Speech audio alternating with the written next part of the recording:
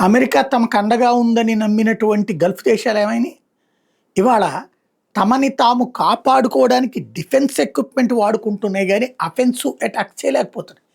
Iran దాడి చేసినప్పుడల్లా, Iran దాడి చేయడానికి వీళ్ళు చేసిన తప్పే ఉంది. అమెరికా ఇరాన్ మీద దాడి చేస్తే, ఇరాన్ అమెరికాని ఏమీ చేయలేక, అమెరికాతో మీరు మిత్రులుగా ఉన్నారు కాబట్టి మిమ్మల్ని దెబ్బతీస్తానంటూ వీళ్ళ మీద దాడులు చేసింది.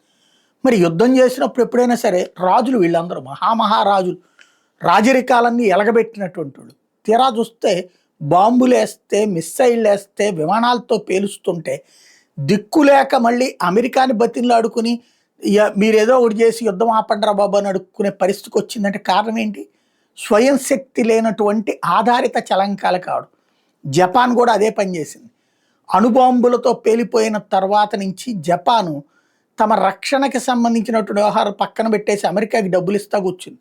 ఇన్నేళ్ల తర్వాత ఇప్పుడు చైనా వాళ్ళ సుంకోసి దీవులు తీసుకున్నా, అట్లాగే వాళ్ళ సముద్ర జలాల్లోకి వెళ్తున్నా, వాళ్ళ గగనతలంలోకి వెళ్ళి బిల్డప్లు ఇస్తున్నా, ఏమీ చెయ్యలేకపోవడానికి కారణమైనటువంటిది వాళ్ళ సైన్యం లేకపోవడం. ఇప్పుడు జపనీస్ డిఫెన్స్ మినిస్టర్ కొయిజుమి అదే విషయాన్ని చెప్పుకొచ్చారు.